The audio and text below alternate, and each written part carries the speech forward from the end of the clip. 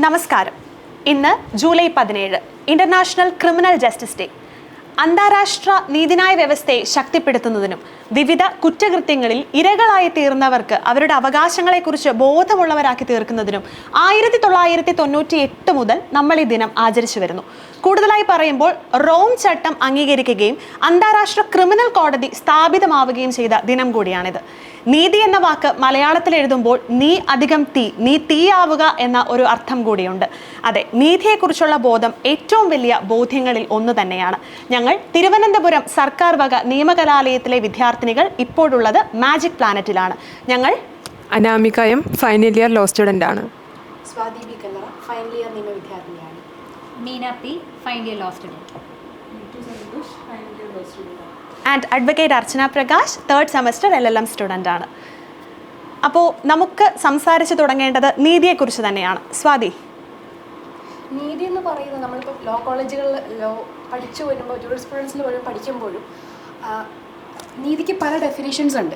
ശരിക്കും പറഞ്ഞാൽ നീതി ഉറപ്പാവുന്നത് സമൂഹത്തിലെ എല്ലാ തരത്തിലുള്ള ആൾക്കാർക്കും നീതി ഉണ്ടാവുന്നത് ശരിക്കും നിയമത്തിലൂടെയാണ്. നീതി എന്ന് പറഞ്ഞൊരു കോൺസെപ്റ്റിന് ശരിക്കും കിട്ടുന്നത് നിയമത്തിലൂടെ. നിയമം നമുക്കൊരു വഴി മാത്രമാണ്. അപ്പം എല്ലാ തരത്തിലുള്ള ആൾക്കാർക്കും സമൂഹത്തിലെ എല്ലാ ഇടത്തിലേക്കും ഈ നിയമം ഉറപ്പാകുമ്പോൾ, നിയമത്തിൻ്റെ പരിരക്ഷ ഉറപ്പാകുമ്പോഴാണ് നമുക്ക് ശരിക്കും പറഞ്ഞാൽ നീതി ഉറപ്പായി എന്ന് പറയാൻ പറ്റുന്നത്.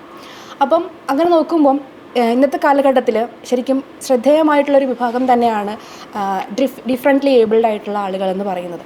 അപ്പം അങ്ങനെ വന്നപ്പോഴാണ് ആ ഒരു നിയമത്തെപ്പറ്റി നമ്മൾ അറിയേണ്ടതുണ്ട്. Differently right of persons with disabilities act എന്ന് പറയുന്ന ഒരു നിയമം 2016 വന്നിട്ടുണ്ട്. അത് 1995 ഉണ്ടായിരുന്ന നിയമത്തെ റിപ്പീൽ ചെയ്തുകൊണ്ട് പിന്നീട് ഐക്യരാഷ്ട്ര സംഘടനയുടെ ഒരു കൺവെൻഷനിൽ ഇന്ത്യ ഒപ്പിട്ടിരുന്നു. അതിനുശേഷമാണ് 2016 ഈ right of persons with disabilities act എന്ന് പറഞ്ഞൊരു ആക്ട് നിലവിൽ വരുന്നത്. അങ്ങനത്തെ ഒരു ആക്ട് വന്നെങ്കിൽ കൂടിയും അതിൽ പറഞ്ഞിരിക്കുന്ന പല കാര്യങ്ങളും സമൂഹത്തിൽ നടപ്പാക്കിയിരുന്നില്ല. അതിനുശേഷം നാഷണൽ ബ്ലൈൻഡ് അതോറിറ്റിയുടെ ഒരു കേസ് സുപ്രീം കോടതിയിൽ നടക്കുകയും ആ ഒരു കേസിൻ്റെ വിധിയിലാണ് സുപ്രീം കോടതി പറഞ്ഞത് എത്രയും വേഗം ഈ ഒരു നിയമം നടപ്പാക്കണം. അതായത് ഡിഫറൻ്റ്ലി ഏബിൾഡ് ആയിട്ടുള്ള ആളുകളുടെ ജോലിയിലും വിദ്യാഭ്യാസത്തിലെ സംവരണം ഉറപ്പാക്കുന്നതിനുമൊക്കെ ആയിട്ട് നടപ്പാക്കണമെന്ന് പറഞ്ഞു. അതിനെ തുടർന്നാണ് ഈ ഒരു നിയമം സമൂഹത്തിൽ പ്രാബല്യമാകുന്നതും അതിനുശേഷം കേരളത്തിലാണെങ്കിലും റൂൾസ് 2017 മുതൽ ഉണ്ടാവുകയും ഉണ്ടായിട്ടുണ്ട്. പിന്നീട് ഇതിനെപ്പറ്റി പറയുകയാണെങ്കിൽ നമ്മളിപ്പോൾ അറിയാം സ്പെഷ്യൽ സ്കൂളുകളൊക്കെ ഉണ്ടായിരുന്നു ഡിഫറൻ്റ്ലി ആയിട്ട്.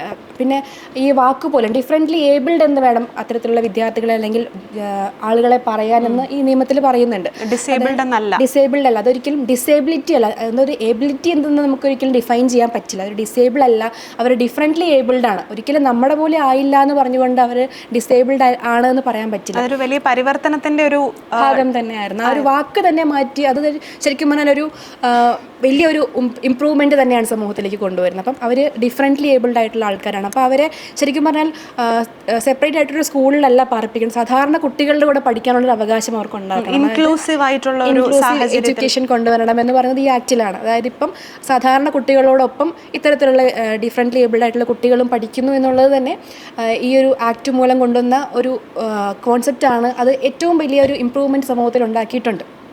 അതുപോലെ ഇതുകൊണ്ട് തന്നെ എല്ലാം ആകുന്നില്ല. നമുക്കറിയാം ഇപ്പോൾ സ്റ്റാറ്റിസ്റ്റിക്സ് നോക്കിക്കഴിഞ്ഞാൽ കേരളമാണ് ഏറ്റവും കൂടുതൽ ഡിഫറൻ്റ്ലി ഏബിൾഡ് ആയിട്ടുള്ള ഫ്രണ്ട്ലി ആയിട്ടുള്ള പല നടപടികളും ചെയ്തിട്ടുള്ള കേരളം തന്നെയാണ്. പക്ഷേ എങ്കിലും അത് പരിപൂർണമായിട്ട് കേരളത്തിന് പോലും എത്താൻ പറ്റിയിട്ടില്ല എന്ന് പറയുമ്പോൾ ബാക്കിയുള്ള സംസ്ഥാനങ്ങളുടെ കാര്യം ഭയങ്കര ആണ്. ഇതിലൂടെ മനസ്സിലാക്കാൻ സാധിക്കുന്നതാണ്. ഇപ്പോൾ ഈ ഒരു സ്വാതി ഇപ്പോൾ പറഞ്ഞ പോലെ തന്നെ ഈ ഒരു സോഷ്യൽ ഇൻക്ലൂസീവ്നെസ്സിൻ്റെ കാര്യം പറഞ്ഞല്ലോ, അതുപോലെ തന്നെ ഉള്ളൊരു കാര്യമാണ് ഈ സ്റ്റിഗ്മറ്റൈസേഷൻ എന്ന് പറയണത്. അപ്പോൾ ഈ ഒരു ആക്ട് കൊണ്ടുവന്നപ്പോഴത്തേക്കും ഡീസ്റ്റിഗ്മറ്റൈസേഷനെ പറ്റി കുറച്ച് കോൺസെപ്റ്റ്സ് ഇറങ്ങിയിരുന്നു. അതായത് നമ്മൾ പണ്ട് തൊട്ട് തന്നെ ഈ ഡിസേബിൾഡ് ആയിട്ടുള്ള കുട്ടികൾ അല്ലെങ്കിൽ ഡിഫറൻ്റ്ലി ഏബിൾഡ് ആയിട്ടുള്ള കുട്ടികളെ കാണുമ്പോഴത്തേക്കും അതൊരു ബാഡ് ഓമനാണ്, അവരെ മാറ്റി നിർത്തുക.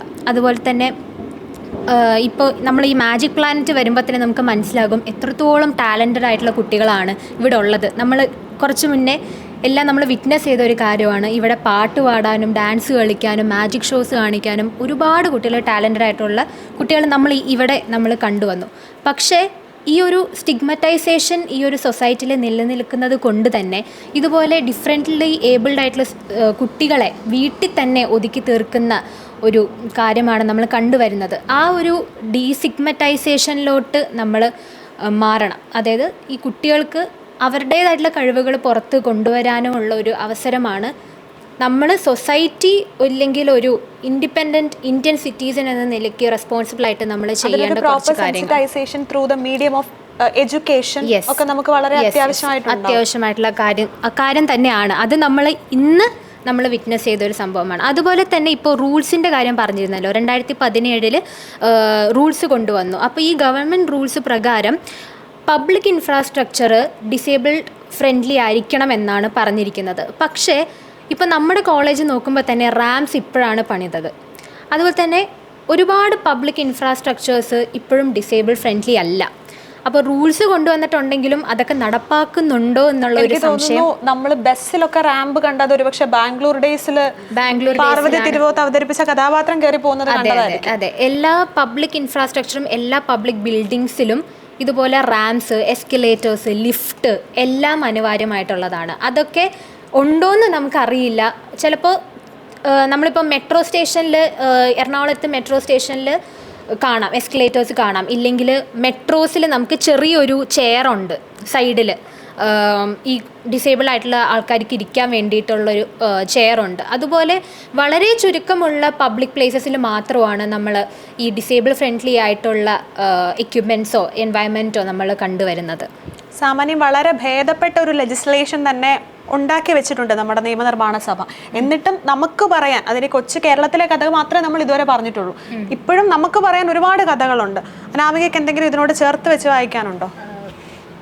എനിക്ക് പറയാനുള്ളത്, ഇപ്പം നമുക്ക് ഒരുപാട് നിയമങ്ങൾ ഉണ്ടെങ്കിലും അതൊരു മിയർ ലീഗൽ ഡോക്യുമെൻ്റ് തന്നെയായിട്ട് ഇരിക്കുന്നതാണെന്ന് പറയാനാണ് എനിക്ക് ആഗ്രഹിക്കുന്നത്. കാരണം ഇപ്പം എൻ്റെ ഒരു എക്സാമ്പിൾ എടുക്കുകയാണെങ്കിൽ, ഞാൻ ഇടുക്കിയിൽ നിന്നാണ് വരുന്നത്. അപ്പോൾ എൻ്റെ ഫാമിലിയിൽ തന്നെ ഒരു ഗോഡ് ഗിവൻ ഗിഫ്റ്റ് ഉണ്ട്, മാളൂട്ടി. അവൾ ഓട്ടിസ്റ്റിക് ആയിട്ടുള്ളൊരു കുട്ടിയാണ്. അപ്പം ഈ ഇതുപോലത്തെ ഒരു സ്കൂള് അന്ന് അവിടെ ഉണ്ടായിരുന്നെങ്കിൽ, ഒരു വാക്ക് ഭയങ്കര സ്പെഷ്യലാണ്, ഗോഡ് ഗിവൻ ഗിഫ്റ്റ്.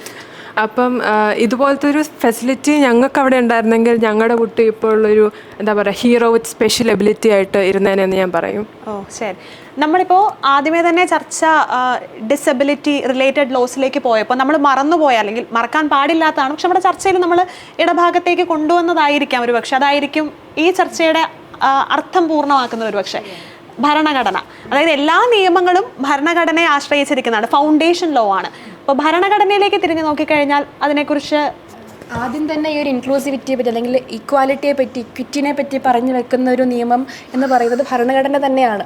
അപ്പോൾ അതിനുശേഷമാണ് ഈ ഒരു സ്പെഷ്യൽ ലെജിസ്ലേഷൻ വന്നത്. അപ്പം ഈ നിയമത്തെ പറ്റി പറയുന്നത് ഒരു നോൺ ഒബ്സ്റ്റാൻഡേ ക്ലോസ്, അതായത് മറ്റേത് നിയമം വന്നെങ്കിലും ഈ നിയമമാണ് നിലനിൽക്കുന്നത് എന്നൊരു ക്ലോസ് ഇതിനകത്തുണ്ട്. അതായത് ഇതിനെപ്പറ്റി അല്ലെങ്കിൽ ഓവർ റൈഡ് ചെയ്തുകൊണ്ടോ അല്ലെങ്കിൽ മറ്റെന്തെങ്കിലും നിയമത്തിൽ എന്തെങ്കിലും ഡിസേബിൾഡ് ആയിട്ടുള്ള ആൾക്കാരെ പറ്റി, സ്പെഷ്യലി ഏബിൾഡ് ആയിട്ടുള്ള ആൾക്കാരെ പറ്റി പറയുകയാണെങ്കിൽ ഇതിൻ്റെ നോ ഒബ്സ്റ്റാൻഡേ ക്ലോസ് എന്ന് വെച്ചാൽ ഈ നിയമം പറയുന്നതായിരിക്കും എന്താണ് ഡോമിനൻസ് ഉള്ളത് എന്നുള്ളൊരു കാര്യമാണ്.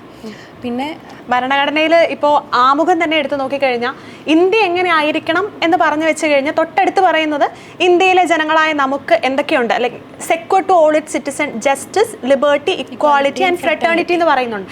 ഇതൊക്കെ ഇന്ത്യയിലെ ജനങ്ങളായ നമുക്ക് മുഴുവനുള്ളതാണ്, അല്ലാണ്ട് കുറച്ച് സെക്ടർ ഓഫ് ആളുകൾക്ക് മാത്രം കൊടുത്തിട്ടുള്ളതല്ല. പിന്നീട് നമ്മൾ എപ്പോഴും ഡിസ്കസ് ചെയ്യുന്ന ഫണ്ടമെന്റൽ റൈറ്റ്സിലേക്ക് ചർച്ച കൊണ്ടുപോയാൽ പോലും ഈ റൈറ്റ് ടു ഇക്വാളിറ്റിക്ക് വേണ്ടി തന്നെ ആർട്ടിക്കിൾ 14 തൊട്ട് 18 വരെ എക്സ്ക്ലൂസീവ്ലി റൈറ്റ് ടു ഇക്വാളിറ്റിയെ കുറിച്ച് സംസാരിക്കുകയാണ്. പക്ഷെ അവിടെ പോലും നമ്മൾ ഡിസ്ക്രിമിനേഷൻ പാടില്ല എന്ന് പറയുമ്പോഴും പ്രൊട്ടക്റ്റീവ് ഡിസ്ക്രിമിനേഷൻ ആകാം എന്ന് പറയുന്നുണ്ട്. ആർട്ടിക്കിൾ 15 ഡിസ്ക്രിമിനേഷൻ പാടില്ല എന്ന് പറഞ്ഞിട്ട് തൊട്ടടുത്ത 15 ക്ലോസ് 3 തന്നെ വിമൻ ആൻഡ് ചിൽഡ്രൻ ആകാം, പിന്നീട് അങ്ങോട്ട് SC ST other disadvantage group, അപ്പോൾ അങ്ങനെ ആകാമെന്ന് പറയുന്നുണ്ട്. പിന്നെ നമ്മുടെ DPSPയിലേക്ക് വന്നു കഴിഞ്ഞാൽ ആർട്ടിക്കിൾ 46 ഇതുപോലെ തന്നെ വീക്കർ സെക്ഷന് വേണ്ടിയിട്ട് സർക്കാർ ഇടപെടണം, ഒരു വെൽഫെയർ സ്റ്റേറ്റ് എന്നുള്ള രീതിയിൽ ആ ഒരു കോൺസെപ്റ്റ് ഉയർത്തിപ്പിടിച്ചുകൊണ്ട് സർക്കാർ ഇടപെടണമെന്ന് കൃത്യവും വ്യക്തവുമായിട്ട് പറഞ്ഞു വെക്കുന്നുണ്ട്. അപ്പോൾ ചുരുക്കി പറഞ്ഞു കഴിഞ്ഞാൽ ഭരണഘടനയെ അതിൻ്റെ എല്ലാ അർത്ഥതലങ്ങളോടും കൂടി ഉൾക്കൊണ്ടുകൊണ്ടാണ് നമ്മുടെ നിയമനിർമ്മാണ സഭ വിവിധങ്ങളായ നിയമങ്ങൾ ഉണ്ടാക്കുന്നതും അത് തുടർന്നു പോരുന്നതും. അപ്പോൾ കൂടുതലായിട്ട് ഈ വിഷയത്തെക്കുറിച്ച് ചർച്ച ചെയ്യുമ്പോൾ എനിക്ക് തോന്നുന്നു ഭരണഘടനയിൽ നിന്ന് ഒരുപക്ഷെ നമ്മൾ തുടങ്ങേണ്ടിയിരുന്നു. അതുപോലെ തന്നെ നമുക്ക് 3% ഈ പേഴ്സൺസ് വിത്ത് ഡിസബിലിറ്റീസിന് ഗവൺമെൻറ് ജോലികളിൽ 3% സംവരണമാണ് ഉണ്ടായിരുന്നത്. അതിപ്പോൾ കൂട്ടി 4% ആക്കിയിട്ടുണ്ട്. പക്ഷേ പ്രൊമോഷനും ഇപ്പോൾ റിസർവേഷൻ വെക്കണമെന്നുള്ളൊരു കൊടുത്തിട്ടുണ്ടായിരുന്നു. അതുപോലെ തന്നെ പിന്നെ നമ്മൾ കണ്ടുവന്നൊരു കാര്യം എന്ന് പറയുന്നത് പബ്ലിക് ഒഫീഷ്യൽസിനുള്ള ഒരു ആറ്റിറ്റ്യൂഡ് മോശമാണ്.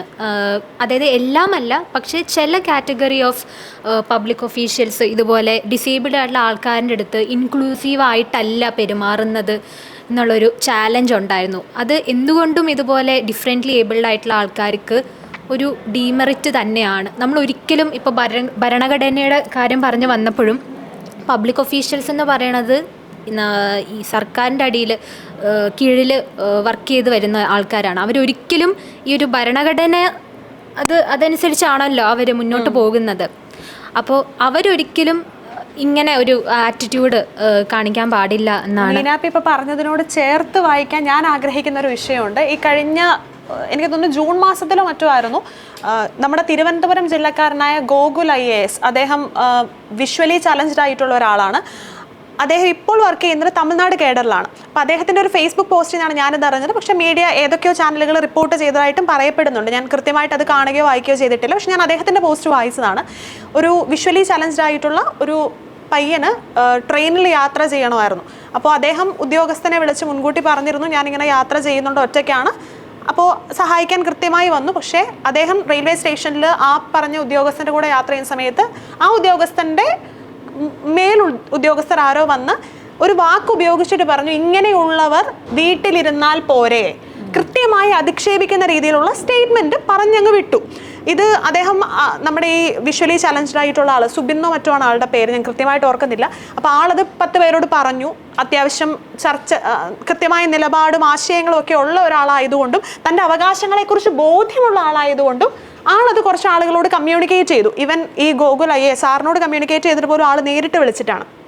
അപ്പോൾ ഇത് ഒന്ന് വാർത്തയായി കഴിഞ്ഞപ്പോഴത്തേക്കും ഈ ഭിന്നശേഷി അവരുടെ ക്ഷേമത്തിന് വേണ്ടി പ്രവർത്തിക്കുന്നു എന്ന് പറയുന്ന സർക്കാർ സംവിധാനത്തിൽ നിന്ന് നമ്മുടെ ഈ വ്യക്തിക്ക് സുബിന് കോള് വരികയും അവർ പറഞ്ഞത് തീരെ കണ്ണ് കാണാൻ കഴിയാത്ത ആൾക്കാർക്ക് ഒറ്റയ്ക്ക് പുറത്തിറങ്ങേണ്ടതുണ്ടോ എന്ന് വളരെ സ്നേഹത്തിൽ ചാലിച്ചൊരു സ്റ്റേറ്റ്മെൻറ്റ് സർക്കാർ സംവിധാനങ്ങളിൽ നിന്ന് പോലും കേൾക്കേണ്ടി വന്നു എന്ന് പറഞ്ഞു. അപ്പോൾ ഇതെല്ലാം കൊണ്ടുചെന്ന് എത്തിക്കുന്നത് നമുക്കറിയാം. ഇപ്പോൾ നമ്മൾ സ്വാതി ആണേലും മീന ആണേലും അനാമിക ആണേലും മിട്ടു ആണേലും നമ്മളെല്ലാവരും ചർച്ച ചെയ്ത വിഷയങ്ങളിൽ നമ്മൾ ഏറ്റവും കൂടുതൽ പറഞ്ഞത് 2016 നിയമത്തെക്കുറിച്ചാണ്. ഈ നിയമത്തിൽ തന്നെ ഒഫൻസസ് ആൻഡ് പെനാൽറ്റീസ് എന്ന് പറയുന്നത് കൃത്യമായിട്ട് പറഞ്ഞു വെച്ചിട്ടുണ്ട്. അതിൻ്റെ കീഴിൽ കൃത്യമായിട്ട് പറഞ്ഞു വെച്ചിട്ടുണ്ട്, ഇങ്ങനെ നമ്മൾ ഇൻസൾട്ട് ചെയ്യുകയോ അപ്രകാരം എന്തെങ്കിലും ചെയ്തിട്ടുണ്ടെങ്കിൽ ഇത്ര മാസം മുതൽ ഇത്ര വർഷം വരെ 5 വർഷം വരെയുള്ള തടവും പിഴയും ഉണ്ടെന്ന് കൃത്യമായിട്ട് 92 ആണെന്ന് തോന്നുന്നു സെക്ഷൻ, അങ്ങനെ കൃത്യമായിട്ട് പറഞ്ഞു വെച്ചിട്ടുണ്ട്. എന്നിട്ടും ഇവർക്കൊക്കെ ഇതിനുള്ള ധൈര്യം ഉണ്ടാകുന്നുണ്ട് എങ്കിൽ പ്രോപ്പർ ഇംപ്ലിമെന്റേഷൻ നടന്നിട്ടില്ല എന്ന് തന്നെ നമ്മൾ അതിൽ നിന്ന് വായിച്ചെടുക്കേണ്ടതായിട്ട് വരും. തന്നെ ജസ്റ്റ് ഒരു ലീഗൽ ഡോക്യുമെന്റ് ആയിട്ട് മാത്രമാണ് അത്, അതിന്റെ എക്സിക്യൂഷനിലോട്ട് ഇതുവരെ എത്തിയിട്ടില്ല. കാരണം സെക്ഷൻ 5 ഈ ആക്ടിൻ്റെ സെക്ഷൻ 5 കൃത്യമായിട്ട് പറയുന്നുണ്ട് കമ്മ്യൂണിറ്റി ലൈഫ് എന്നൊരു സംഭവം. അപ്പം ഇങ്ങനത്തെ ഉള്ള ആൾക്കാരെ ഒരു കമ്മ്യൂണിറ്റിയായി മാറാതെ നമ്മുടെ കമ്മ്യൂണിറ്റിയിലേക്ക് ഇൻക്ലൂഡ് ചെയ്യാനാണ് നമ്മൾ ആക്ട് ശ്രമിച്ചുകൊണ്ടിരിക്കുന്നത്. പക്ഷേ ഇത് എത്രത്തോളം ഇപ്പം നിലവിൽ നടന്നു വരുന്നു എന്നത് ഒരു വലിയ ചോദ്യചിഹ്നം മാത്രമാണ്. ഈ ഇൻക്ലൂസീവ് ആക്കാൻ നമ്മുടേതായ ഭാഗത്ത് നിന്ന് നമുക്ക് എന്തെങ്കിലും സജഷൻസ് അങ്ങനെ എന്തെങ്കിലും ഇപ്പോൾ മുന്നോട്ട് വയ്ക്കാൻ പെട്ടെന്ന് ഓർമ്മയിൽ വരുന്നുണ്ടോ? പറഞ്ഞാൽ 2016 ആക്ട് സുപ്രീം കോടതി പറഞ്ഞ നിർദ്ദേശത്തെ പറ്റി പറഞ്ഞാൽ 5 വർഷത്തിനുള്ളിൽ നമ്മുടെ എല്ലാ സ്ഥാപനങ്ങളും ഡിഫറെൻ്റ്ലി ഏബിൾഡ് ആയിട്ടുള്ള ഫ്രണ്ട്ലി ആയിട്ടുള്ള സ്ഥാപനങ്ങളാക്കി മാറ്റണം സുപ്രീം കോടതി റൂളിംഗ് ഉണ്ടായിരുന്നു. അത് കഴിഞ്ഞിട്ട് ഇപ്പോൾ എത്രയോ 5 വർഷങ്ങൾ കടന്നുപോയി. ഇപ്പോൾ നമ്മൾ ആലോചിക്കും, നമ്മുടെ കോളേജിൽ തന്നെ ശ്രദ്ധിക്കുകയാണെങ്കിൽ അത്തരത്തിലൊരു കുട്ടി നമ്മൾ പഠിക്കാൻ വരുമ്പോഴാണ് എന്തൊക്കെയാണ് നമുക്ക് പര്യാപ്തത ഉള്ളതെന്ന് നമ്മൾ ചിന്തിക്കുന്നത്. അതുവരെ നമ്മൾ അതിനെപ്പറ്റി ചിന്തിക്കുന്നില്ല. ഒരു കുട്ടി വരുമ്പോഴാണ് അതിന് വരാനായിട്ട് വീൽ ചെയറിൽ വരുന്ന കുട്ടിയാണെങ്കിൽ വരാനായിട്ട് റാമ്പില്ല. അത് പല ക്ലാസ് റൂമുകളും ഫ്രണ്ട്ലി അല്ല. പല ക്ലാസ് റൂമുകൾ ഇപ്പോൾ എക്സാം ഹോൾ പോലും സ്റ്റെപ്പ് കയറി പോകേണ്ട അവസ്ഥയായിരിക്കും. അപ്പോൾ ആ കുട്ടി വന്ന് എക്സാം എഴുതേണ്ട സമയത്താണ് നമ്മളത് ചിന്തിക്കുന്നത്. അതിനെ കലയെ കൂട്ടി ചിന്തിക്കാനോ ആരും ഒരു കോളേജുകൾ പോലും ഇൻസ്റ്റിറ്റ്യൂഷൻസ് പോലും ഇതുവരെ തയ്യാറായിട്ടില്ല എന്ന് പറയുന്നത് വലിയ വേദനിപ്പിക്കുന്ന ഒരു യാഥാർത്ഥ്യം തന്നെയാണ്. അപ്പോൾ അധികമായി ആർക്കെങ്കിലും എന്തെങ്കിലും പറയാനുണ്ടെങ്കിൽ പറയാം, അല്ലാത്ത പക്ഷം നമുക്ക് ചർച്ച ചെയ്തതിൻ്റെ അവസാനത്തിലേക്ക് കടക്കാമെന്ന് തോന്നുന്നു. എന്തെങ്കിലും ഇതിപ്പം ഇന്ന് നമ്മുടെ മാജിക് പ്ലാനറ്റ് വിറ്റ്നസ് ചെയ്ത സ്ഥിതിക്ക് ഇതിൽ പ്രവർത്തിച്ച് ഇത് മുന്നോട്ട് കൊണ്ടുപോകുന്ന എല്ലാവർക്കും തന്നെ നന്ദി പറയണമെന്നുണ്ട്. നമ്മുടെ ടീച്ചേഴ്സ് ആണെങ്കിലും നമ്മളിപ്പം ഓർക്കസ്ട്ര ചെയ്യുന്ന കുട്ടികളെ കണ്ടു, പാട്ട് പാടുന്ന കുട്ടികളെ കണ്ടു, ഡാൻസ് കളിക്കുന്ന കുട്ടികളെ കണ്ടു. അപ്പം നമുക്കിതിൽ നിന്ന് മനസ്സിലായി എത്രത്തോളം പേഷ്യൻസ് ആണ് നമുക്ക് വേണ്ടത്. ഒരു ടീച്ചർക്കാണെങ്കിലും അവരുടെ കൂടെ വർക്ക് ചെയ്യുന്നവർക്കാണെങ്കിലും എത്രത്തോളം പേഷ്യൻസ് ആണ് ഈ ഒരു കുട്ടീനെ അത്രയും ആ ഒരു ടാലൻറ്റ് പുറത്ത് കൊണ്ടുവരുന്നത് തന്നെ എത്രത്തോളം പാടുള്ളൊരു കാര്യമാണ് നമുക്ക് മനസ്സിലായത്. പക്ഷേ അതേ രീതിക്ക് അവർ അത്രയും ഹാർഡ് വർക്കിംഗ് ആയിട്ട് ഈ കുട്ടികളൊക്കെ ഡാൻസും പാട്ടും ഒക്കെ പാടി അത്രയും ടാലൻ്റ് ആയിട്ടുള്ള കുട്ടികളാണ് ഇവിടെ ഉള്ളത്. പിന്നെ അതുപോലെ തന്നെ വേറൊരു നല്ല കാര്യം അറിഞ്ഞത് പേരൻസിനും ഇവിടെ വന്ന് നിന്ന് സ്റ്റിച്ചിങ്ങും പിന്നെ അവർക്ക് വേണ്ടിയതായിട്ടുള്ള കാര്യങ്ങളൊക്കെ അവർ തന്നെ ചെയ്യുന്നുണ്ട്. അവരുടെ പ്രൊഡക്ട്സ് എങ്ങനെയാണെന്ന് വെച്ചാൽ അവർ ഉൽപ്പാദിപ്പിച്ച് ഇവിടെ സ്റ്റോൾസ് ഉണ്ട്. സത്യം പറഞ്ഞു കഴിഞ്ഞാൽ നല്ല സന്തോഷമുണ്ട്. ഇവിടെ നമ്മൾ ലോ സ്റ്റുഡൻസ് ആണ്, നമുക്ക് ഒരുപാട് തിരക്കുകളുണ്ട്. അതൊക്കെ മാറ്റി വെച്ച് നമ്മളിവിടെ വന്ന് ഇതൊക്കെ കാണുമ്പോഴത്തേക്കും മനസ്സ് നല്ലോണം നിറഞ്ഞിട്ട് തന്നെയാണ് നമ്മൾ ഇവിടെ നിന്ന് ഇറങ്ങുന്നത്. അപ്പോൾ ആദ്യം തന്നെ മാജിക് പ്ലാനറ്റിനോടും ഇത് തുടങ്ങി വെച്ച ഡയറക്ടേഴ്സിനോടും അല്ലെങ്കിൽ ഇതിൻ്റെ കൂടെ തന്നെ പ്രവർത്തിക്കുന്ന എല്ലാവരോടും നന്ദി പറയുകയാണ്. ഇതുപോലെ നമ്മുടെ സമൂഹം തന്നെ സോഷ്യൽ ഇൻക്ലൂസീവായിട്ട് മാറണമെന്നാണ് എൻ്റെ ആഗ്രഹം. അത് വളരെയധികം വ്യക്തവും വലിയൊരു ആവശ്യമാണ് സമൂഹത്തെ സംബന്ധിച്ചിടത്തോളം ഇങ്ങനത്തെ സ്ഥാപനങ്ങൾ ഉണ്ടാവുക എന്ന് പറയുന്നത്. അപ്പോൾ പറഞ്ഞ് അവസാനിപ്പിക്കുമ്പോൾ നമ്മൾ തുടങ്ങിയിടത്തേക്ക് നമുക്ക് തിരിച്ചെത്താം, നീതിയിലേക്ക് തന്നെ വരാം. 2012 ഒരു അർദ്ധരാത്രിയിൽ കാമഭ്രാന്തന്മാരാൽ പിച്ച് ചീന്തപ്പെട്ട നിർഭയ എന്ന സ്വന്തം മകൾക്ക് നീതി തേടി ഒരമ്മയ്ക്ക് ഇന്ത്യയുടെ പരമോന്നത നീതിപീഠത്തിന്റെ പടവുകൾ 2020 മാർച്ച് മാസം വരെ കയറിയിറങ്ങി നടക്കേണ്ടി വന്ന ഒരു കഥ നമ്മുടെ മുന്നിലുണ്ട്. മറുവശത്ത് ഹൈദരാബാദിൽ ഒരു വെറ്റിനറി ഡോക്ടറെ പീഡിപ്പിച്ച് അതുപോലെ തന്നെ ഇല്ലാതാക്കി കളഞ്ഞു എന്ന് പോലീസ് പറയുന്ന വ്യക്തികൾ പോലീസ് എൻകൗണ്ടറിൽ വധിക്കപ്പെട്ട വാർത്തയും നമ്മുടെ കൺമുന്നിൽ തന്നെയുണ്ട്. ഒരാൾ കുറ്റവാളിയാണോ അല്ലയോ എന്ന് പറഞ്ഞു വെക്കേണ്ടത് പരമോന്നത നീതിപീഠമാണ്, അല്ലാതെ പോലീസുകാരോ പബ്ലിക്കോ മീഡിയയോ അല്ല. അപ്പോൾ ഈ ഒരു രണ്ട് സാഹചര്യങ്ങൾ എടുത്തു നോക്കിക്കഴിഞ്ഞാൽ നമുക്ക് മനസ്സിലാക്കാൻ പറ്റുന്നത് ജസ്റ്റിസ് ഡിലൈഡ് ഇസ് ജസ്റ്റിസ് ഡിനൈഡിനും ജസ്റ്റിസ് ഹറീഡ് ഇസ് ജസ്റ്റിസ് ബർഗീഡിനും ഇടയിൽ എവിടെയോ ഇന്ത്യ മഹാരാജ്യം തിരയുന്ന ഒരു നീതിയുണ്ട്. അത് ഇന്ത്യയിലെ എല്ലാവരും തിരയുന്ന നീതി തന്നെയാണ്. ആ നീതിയിലേക്കുള്ള ദൂരമാണ് നമ്മളിനി കുറച്ചുകൊണ്ട് വരേണ്ടത്. അതിനുപയോഗിക്കാൻ സാധിക്കുന്ന എല്ലാ മാർഗങ്ങളിലൂടെയും നമ്മൾ കടന്നു ചെല്ലണം. നമ്മുടെ നീതിന്യായ സംവിധാനവും നമ്മുടെ ഭരണ സംവിധാനവും ഭരണകൂടവും എല്ലാം അതിനോട് ചേർന്ന് തന്നെ മുന്നോട്ട് പോയാൽ മാത്രം നമുക്ക് സാധിച്ചെടുക്കാൻ കഴിയുന്ന കുറേ അധികം കാര്യങ്ങളുണ്ട്. സമൂഹത്തിൽ അധികൃത വർഗത്തിൽപ്പെട്ടവർക്കും മറ്റ് ബുദ്ധിമുട്ടുകൾ അനുഭവിക്കുന്നവരും എല്ലാം ചേർത്ത് നിർത്തിക്കൊണ്ട് ജനാധിപത്യം എന്ന് പറയുന്നത് എല്ലാവരെയും ചേർത്ത് നിർത്തുന്നതിലാണ് എങ്കിൽ ആ ജനാധിപത്യത്തെ അതിൻ്റെ എല്ലാ ആശയത്തോടും കൂടി ഉൾക്കൊണ്ടുകൊണ്ട് തന്നെ ജനാധിപത്യം ഒരിക്കലും ജനാധിപത്യമായി മാറാതെയും ഭരണകൂടം ഒരിക്കലും മരണകൂടമായി മാറാതെയും ചേർത്തുവെക്കലിൻ്റെ വലിയ ആശയം, അതായത് 1947 ഓഗസ്റ്റ് മാസം 15-ാം തീയതി ഇന്ദ്രപ്രസ്ഥത്തിലെ ചെങ്കോട്ടയിൽ ത്രിവർണ്ണ പതാക പാറിപ്പറന്നപ്പോൾ ആകാശമൊട്ട് ഉയർന്നിരുന്ന ഭാരതീയ ജനതയുടെ അഭിമാനത്തിൽ ഭാരതീയ ജനതയുടെ മുഴുവൻ അഭിമാനമായിരുന്നു. ആ അഭിമാനത്തോടു കൂടി തന്നെ നമ്മുടെ നാട്ടിലെ എല്ലാ മനുഷ്യരെയും ചേർത്ത് പിടിക്കാൻ നമുക്ക് കഴിയട്ടെ. ഒരിക്കൽ കൂടി ഇന്റർനാഷണൽ ക്രിമിനൽ ജസ്റ്റിസ് ഡേയുടെ എല്ലാവിധ ആശംസകളും നേരുന്നു. And thank you so much for this opportunity and thank you.